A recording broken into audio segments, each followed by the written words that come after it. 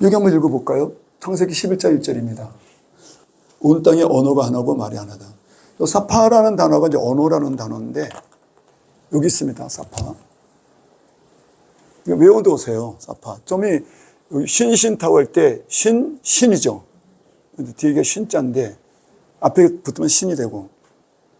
그래서 뭐 얘네들 이빨을 갖다가 나중에 이게 이런 모양이 이렇게 바뀌어갖고 이렇게 해서 멋지게 이렇게 해서 이렇게 바뀐 건데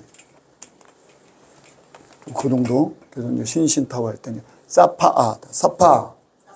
발음이 이제 이거는 후 문자 장모음이 돼가지고 아하고 문자가 장모음화돼서 발음이 음절이 두 개밖에 안 돼. 사파가 되지만 원래 히브리어는 세 단어가 하나의 낱말이기 때문에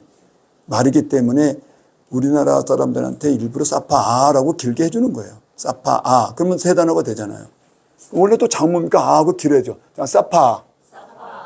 사파에다가 요거까지 해서 아를 써야 돼. 언어라는 단어죠. 예하드라는 건 예하트라는 거는 완이란 뜻이에요. 완. 하나. 이게 뭐 기수 소수 같은 거는 잘 안 외워져요. 여기도 똑같은 게 하나라는 단어는 똑같은 거고. 지금 여러분이 모르는 단어가 없습니다. 하야동사고 무슨 동사? 하야동사. 코는 알고 아레츠 제가 설명 안 해도 아레츠라는 단어는 뭐 우리나라 그 설교할 적에도 목사님들이 많이 쓰시는 언어들이니까. 따바르는 다 아시죠, 그렇죠? 따바르를 모르진 않죠. 왜냐하면 목사님들이 뭐 히브리어의 전문적인 지식을 안 갖고 있어도 설교할 때 따바르라는 말을 많이 쓰고 그러는 거니까 따바르. 그냥 모르는 단어가 없죠. 그럼 읽어질 수 있죠. 구조를 몰라서 못 읽는 거지 뭐. 얘네는 동사가 맨 먼저 나오니까 뭐가 먼저 나와? 동사가 제일 먼저. 버브가 제일 먼저 나오니까 먼저 읽고 그 다음에 주어가 뒤에 나오고 사람이나 주어가 뒤에 나오죠. 근데 목적어가 그 뒤에 나오고 그러니까 동사, 주어, 목적어 이렇게 나오니까 어순이 그렇죠? 중국어도 비슷해요. 중국어도 어순이 영어하고 어순이 같아요. 그래가지고 중국어가 쉬워요. 영어 하는 사람도 중국어 쉬고 중국 사람들 영어 잘하고 그러는 거예요. 우리나라 사람들은 어순이 바뀌어가지고 힘든 건데 중국말은 어순이 같기 때문에 그냥 거의 비슷하게 읽으면 바로 되니까. 여기는 이제 좀 더 복수형이잖아, 그렇죠? 복수가 두 개 나올 수가 없죠, 그렇죠? 그러니까는 말이 되려면 문장이 되려면은 NV가 있어야 되는데 NV나 N이 있어야 되는데 또는 NP 동사 그다음에 보호잖아, 그렇죠? 형용사나 명사가 들어야 되니까. 여기는 명사가 두 개 나올 때면 영어로 하면 이즈가 생략된 거지. 뭐가 생략돼? 이게 알아지는 거예요. 동사가 없으면 말이 안 되지. 문장. 바보가 들어왔으니까 엔드가 들어왔는데, 이 바보가 들어왔는데 엔드가 되는데, 엔드 그러면 다시 문장이 시작돼야 되는데, 문장이 시작되려면 동사가 있어야 되는데, 동사가 없으니까 동사를 집어넣어야 돼. 동사가 생략되는 게 비동사 생략을 많이 하기 때문에. 그래서 이것은 이것이 시작하게 된 거예요. 저 다 읽었죠? 있었다. 뭐라고? 인칭이 여기 있는데, 인칭이 뒤에 있죠? 있었다. 모든 땅이 있었다, 이게.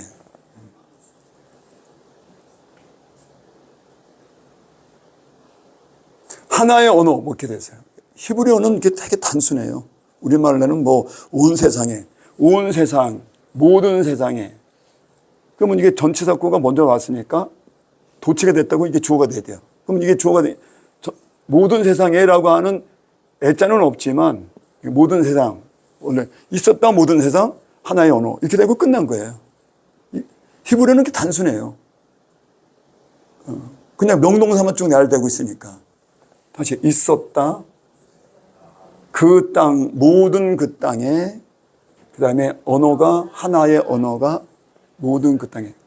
히브리 원문대로 읽으면 있었다. 이게 먼저. 동사가 먼저 강조된 거죠. 있었다. 그 땅에. 도치가 된 거죠. 원래는 이게 뒤에 와야 되는데. 그럼 도치된 게 강조된 거죠. 엄청 강조된 거예요.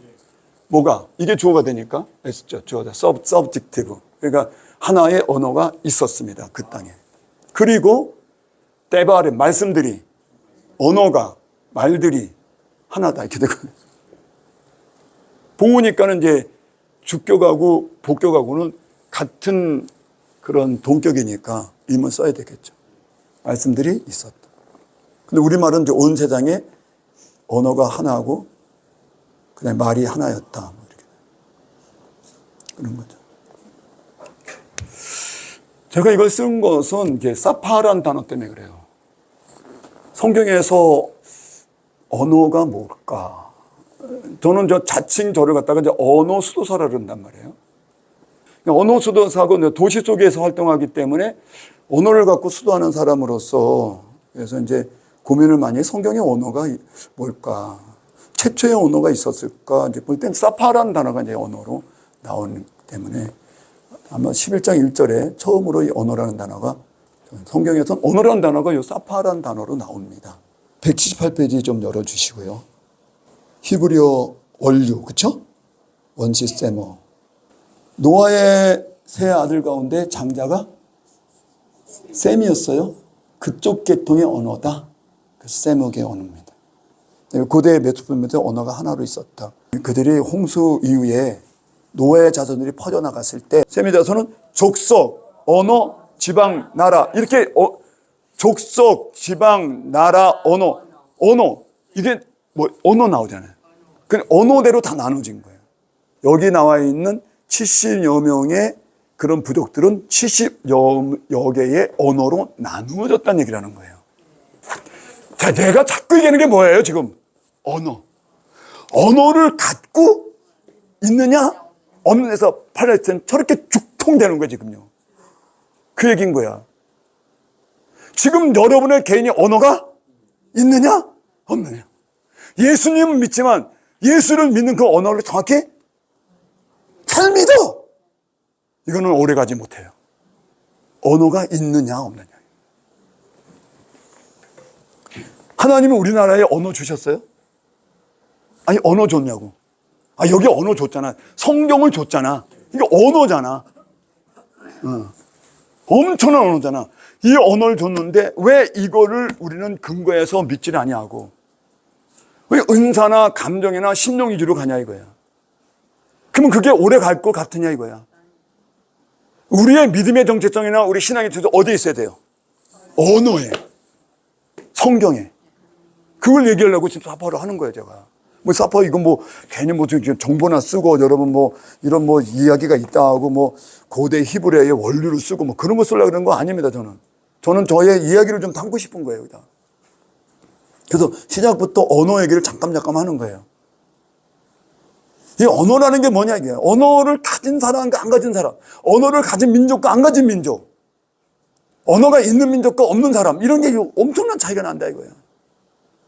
하나님은 결국 누구에게 역사를 누구에게 주권을 줘? 언어를 갖고 있는 사람들. 근데 예수님의 제자가 그렇게 훌륭했잖아요. 근데 그들이 바울에 비해서 언어가 없었어요. 바울은 누뚱이고 마지막에 들어온 사람인데도 하나님은 그 바울에게 모든 역사의 주권을 넘겨주잖아요. 뭐가 있으니까? 언어가 있으니까. 언어. 히브리어 기원 창세기 3장 32장 47절을 보시면 라반은 뭘로 말했어요? 아람어로. 그 다음에 야곱은 히브리어로 말을 했잖아. 읽읍시다. 180페이지. 라반은 그 돌무더기를 여갈사두라고 하고 야곱은 그것을 히브리어 길렛이라고. 바벨론 포로 당시에는 미츠바라는 장소로 바뀌어요. 지금 이의 장소가 미츠바의 장소예요. 여기에 모여서 모두 다시 회개를 해가지고 에스라와 느헤미야를 통해서 다시 성전을 재건축하는 사건이 일어나잖아요. 그렇죠? 미츠바 회개 사건이잖아요. 예.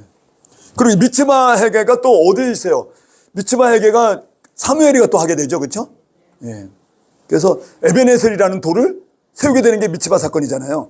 그 장소가 길렛이에요. 요 길렛이 뭐냐 하면 아람 그 라반 삼촌의 영역하고 그 다음에 이스라엘의 영역하고 야곱 때의 경계선을 그어놓은 거예요. 거기를 미츠바라 그러는 거예요. 요 장소까지가 우리 땅이고 요 장소 넘어는 서로 침공하지 않고 화해하자 해서 길렛이라고 열야들하고 만들어 놓은 거예요. 그게 북쪽으로 가는 경계선이야. 적어도 야곱이 몇 개 언어를 썼다는 거예요? 아니 삼촌하고 살아야하는데 아람어는 안 쓰고 어떻게 살아?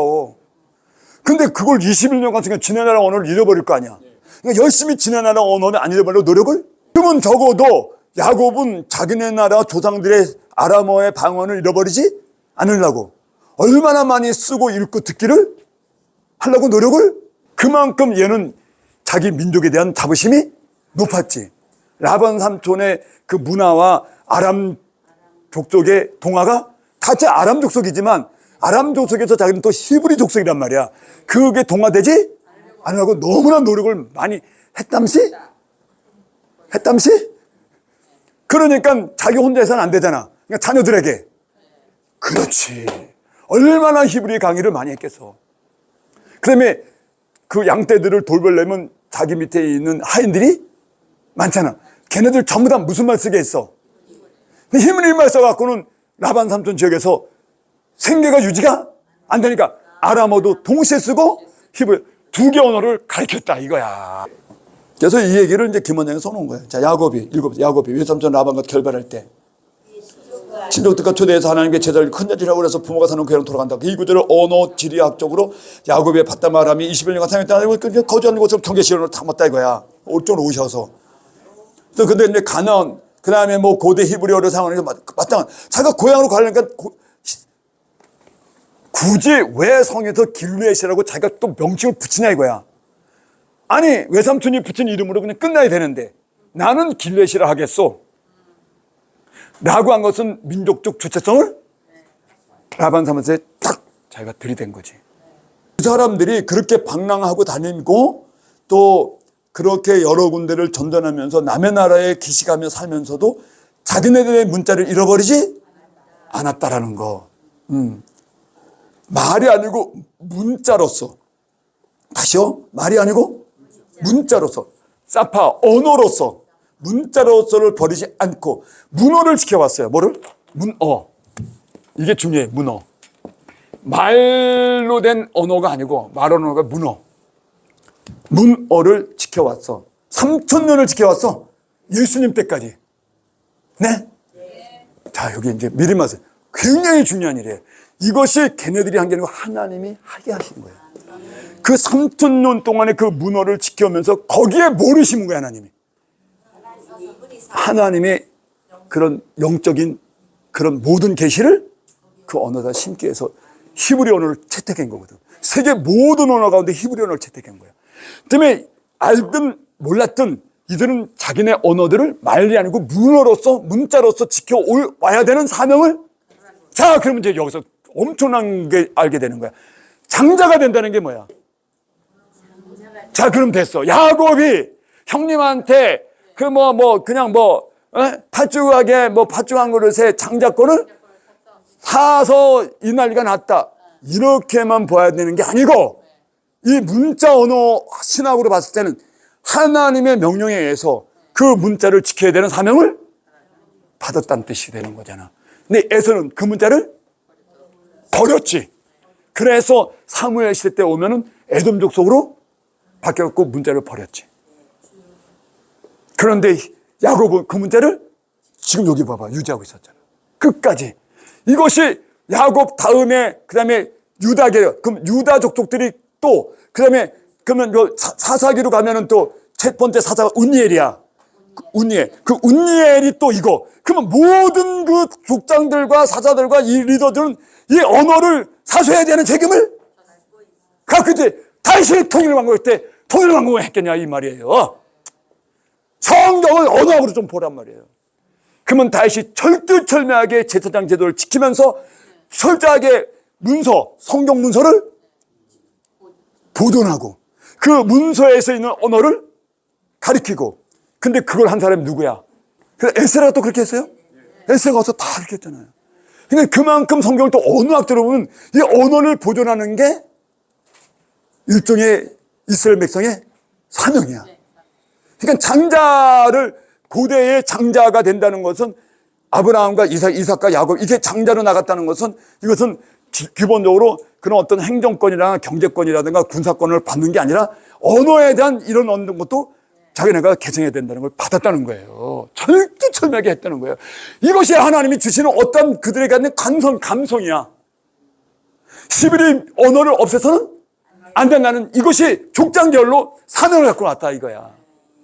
그래서 이거를 보존하는데 왜 그 언어에다가 하나님 자기 계시를, 왜 하나님은 세계 모든 언어 가운데 왜 히브리 언어에 하나님의 영의 세계 언어를 담는 것을 좋아했을까?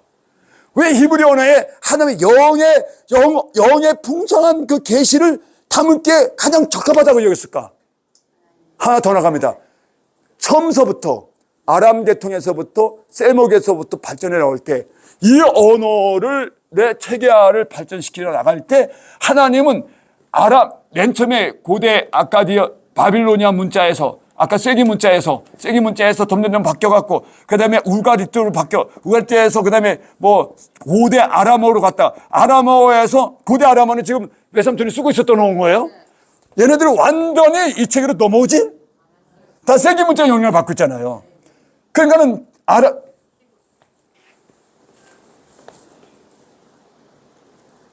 라반 삼촌은 세기 문자를 썼다는 거잖아. 근데 세기 문자가 일로 바뀌잖아. 이것을 왜 고대로부터 계속 문자로서의 언어를 유지시켜서 여기까지 오게 하고 예수님 때까지 이걸 남겨놓고 오게 하냐 이거야. 지금은 히브리인들의 이 글자가 지금 똑같기 때문에 우리는 훈민정음도 옛날 글자 못 읽잖아요. 한글이라도. 얘는 체계가 똑같아요. 지금도 거의 살아있는 화석이에요. 성경의 언어 갖고 그대로 대화가 지금 가서 다 대화가 돼요. 그 단어나 명사나 동사가 바뀌지 않고 있는 거예요. 그대로. 지금 히브리 언어를 가지고 그냥 현대어로 다 대화가 된다니까. 그만큼 단어 자체도 바뀌지 않고 그대로 내려온단 말이에요. 그러니까 이렇게 바뀌었는데 왜 이 언어를, 그렇다면 여기서부터 아브라함 때부터 더 나아가서 에베르부터 더 나아가서 셈에서 장자계열로 내려왔던 이 언어들이 결국은 이것은 뭐냐면 셈과 그다음에 에벨과 그다음에 아브라함, 노아가 이제 그 위에 있지. 셈, 그다음에 에벨, 그다음에 펠렉, 그다음에 또 내려와서 뭐 데라, 그다음에 뭐 데라, 그다음에 아브라함서 그다음에 이스라엘 민족까지, 야곱 이렇게 그다음에 모세 거치고 다윗 거쳐갖고 에스라 거쳐갖고 여기까지 왔어. 이게 이렇게 이걸 왜 처음서부터 하나님은 예정이셨어. 구음이 하나하고 단어가 하나일 때 나눠질 때 이 셈족계통의 언어에다가 자기를 계시하겠다고 약속을 하신 거야. 언어학적으로 보면. 그러면 시작부터 얘네들의 언어는 요 자체가 하나님의 뜻이 들어있게 되는 거죠. 다시 말하면 그 단어나 말을 사용한 걸 채택했다라기보다도 이것을 하나님이 이스라엘 민족을 통해서 이 히브리 문자를 보존하게 하는 이 섭리 속에 그 문자가 형성되는 과정에 그 단어가 형성되는 개념도 전부 다 하나님이 자기 계시를 넣게 되는데 간섭을 했다는 거야. 그러니까 처음부터 히브리 언어는 태동될 때부터 하나님의 뜻과 계시가 들어가서 발전이 되어 왔다라고 보셔야 되는 거예요. 그래서 이 글자는 하나님의 성경이나 계시를 가장 잘 드러낼 수밖에 없는 언어가 돼버린 거지. 그게 예수님 당시에 와갖고 예수님과 바울을 두 분을 거쳐갖고 신약의 사파로 바뀐다 이거야. 그게 뭐냐면 신약 성경의 신학이라는 걸로 바뀌어요. 영의 언어로. 그래서 이렇게 구약에 있는 문자 언어가 영이라고 하는 언어로 바뀌도록 하나님은 창세 때부터 이 창세기 11장부터 난 언어가 나눠질 때부터 다되면서 와있다 이 말입니다. 이건 아셔야 된다는 거야. 그거를 쭉 설명한 게 지금 있는 거예요.